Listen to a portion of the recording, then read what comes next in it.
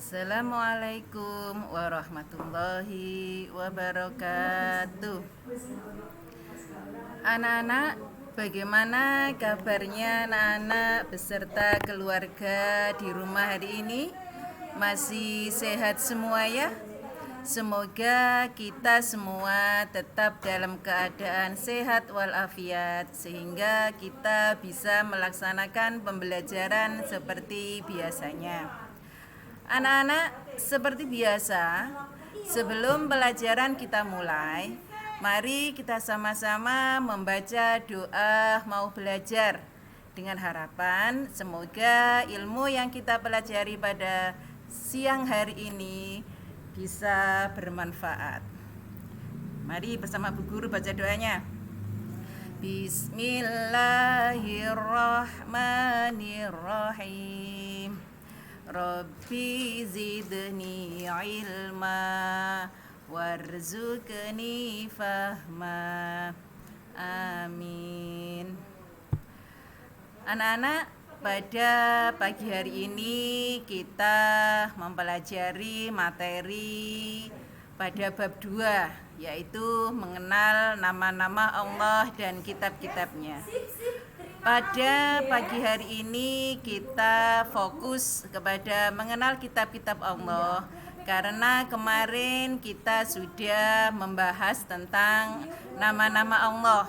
Jadi hari ini kita akan mengenal nama-nama kitab Allah beserta nabi yang membawanya. Nah, anak-anak, nama-nama kitab Allah yang wajib kita ketahui yaitu ada 4. Yang pertama yaitu kitab Zabur. Anak-anak, kitab Zabur ini diturunkan pada Nabi Musa. Oh, salah anak-anak. Maaf, Bu Guru salah. Kitab Taurat. Kitab Taurat diturunkan kepada Nabi Musa. Sedangkan yang nomor 2 yaitu kitab Zabur diturunkan kepada Nabi Dawud. Yang ketiga, kitab Injil diturunkan kepada Nabi Isa. Sedangkan kitab yang keempat yang merupakan kitab kita yaitu kitab Al-Quran diturunkan kepada Nabi Muhammad SAW. Anak-anak, nama-nama kitab Allah yang sudah ditulis Bu Guru ini sudah sesuai dengan urutan turunnya ya. Jadi anak-anak kalau menghafalkan besok kalau bisa sesuaikan dengan urutan turunnya turunnya kitab-kitab Allah. Sekarang kita bahas yang pertama yaitu kitab Taurat. Anak-anak, tadi dijelaskan bahwa kitab Taurat adalah kitab yang diturunkan kepada Nabi Musa. Kitab Taurat ini diturunkan pada abad 12 sebelum Masehi. Dan tempat turunnya kitab Taurat ini yaitu di Gunung Tursinah. Sedangkan Gunung Tursinah itu sendiri letaknya yaitu di kota Mesir. Bahasa yang digunakan dalam kitab Taurat bukan bahasa Arab seperti Al-Quran, tetapi menggunakan bahasa Ibrani. Ya anak-anak ya, Taurat menggunakan bahasa Ibrani. Sedangkan Taurat itu sendiri artinya itu syariat atau peraturan. Jadi anak-anak, kitab Taurat itu adalah kitab yang diturunkan oleh Allah tapi tidak menggunakan bahasa Arab, tapi menggunakan bahasa Ibrani. Ya. Sekarang kitab yang kedua yaitu kitab Zabur. Anak-anak, kitab Zabur ini diturunkan kepada Nabi Dawud dan turunnya yaitu pada abad 10 sebelum Masehi. Dan turunnya itu yaitu di tanah Kanaan. Kitab Zabur ini berisi kumpulan mazmur. Apa sih artinya mazmur? Mazmur itu berisi tentang nyanyian-nyanyian, pujian-pujian, dan doa-doa munajat kepada Allah. Jadi kitab Zabur ini diturunkan Allah kepada Nabi Dawud. Ingat, diturunkan sebelum Masehi pada abad ke-10. Sedangkan kitab yang ketiga yaitu kitab Injil. Kitab Injil ini anak-anak diturunkan kepada Nabi Isa alaihissalam. Diturunkan pada abad 1 Masehi. Dan diturunkannya yaitu di daerah Yerusalem. Yerusalem sekarang itu Israel, ya. Kitab Injil itu berarti kabar selamat atau kabar gembira. Dan kitab Injil ini menggunakan bahasa Yunani. Tadi kalau kitab Taurat menggunakan bahasa Ibrani, tapi kalau kitab Injil menggunakan bahasa Yunani.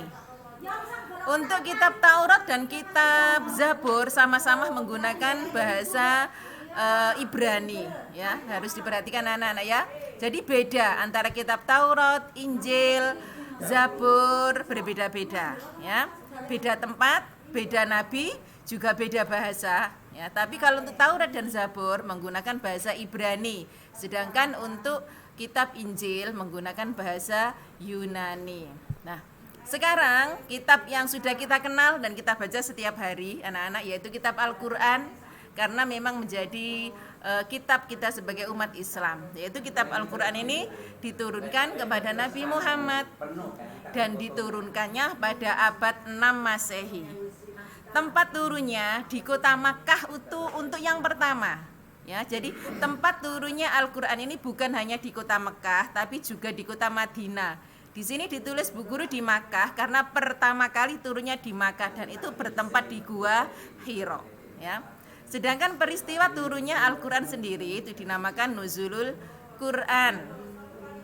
Dalam Al-Qur'an terdiri dari 11 surat, 30 juz dan 6.236 ayat. Proses turunnya Al-Qur'an ke bumi ini selama kurang lebih 23 tahun atau perinciannya diturunkan selama 22 tahun, 2 bulan dan 22 hari.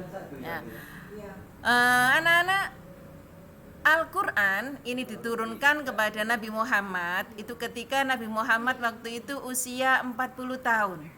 Jadi Nabi Muhammad diangkat menjadi nabi dan rasul itu ketika usia 40 tahun. Sedangkan Al-Qur'an itu sendiri yaitu sebagai penyempurna dari kitab-kitab terdahulu, ya. Jadi Al-Qur'an ini penyempurna dari kitab Zabur, Taurat maupun Injil. Ada beberapa hukum yang sudah diterangkan di dalam kitab-kitab terdahulu, kemudian di dalam Al-Qur'an diterangkan dan disempurnakan lagi. Anak-anak, untuk kitab Al-Qur'an ini diturunkan oleh Allah, diperuntukkan untuk semua umat manusia sebagai rahmat bagi semesta alam. Makanya biasanya disebut juga dengan rahmatan lil alamin. Makanya untuk umat Nabi Muhammad saat ini kitab Al-Qur'an itu sebagai pedoman kita untuk melangkah, ya. Anak-anak, kiranya hanya itu yang bisa Bu Guru sampaikan. Ingat tadi jangan lupa kitab-kitab Allah yang sudah diturunkan dan wajib kita ketahui dan juga wajib kita amalkan, ya. Wajib kita ketahui, ya. Itu ada 4 tadi. Yang pertama adalah Taurat yang diturunkan kepada Nabi Musa, kemudian Zabur yang diturunkan kepada Nabi Dawud, Injil Nabi Musa dan Al-Qur'an Nabi Muhammad. Itu aja anak-anak. Ingat, kalau anak-anak sudah melihat video dari Bu Guru ini tadi, yang perlu anak-anak kumpulkan tugasnya yaitu hafalkan nama-nama kitab-kitab Allah beserta Rasul yang menerimanya. Hafalkan tadi di depan orang tua kalian, rekam dan kirim lagi ke Bu Guru. Itu tugas untuk anak-anak. Paham ya anak-anak ya? Hanya itu anak-anak yang bisa Bu Guru sampaikan. Mudah-mudahan anak-anak bisa memahaminya dan bisa cepat menghafalkan. Akhirnya kita tutup pembelajaran hari ini dengan bacaan hamdalah. Alhamdulillahi Rabbil Alamin. Akhirnya, Assalamualaikum warahmatullahi wabarakatuh.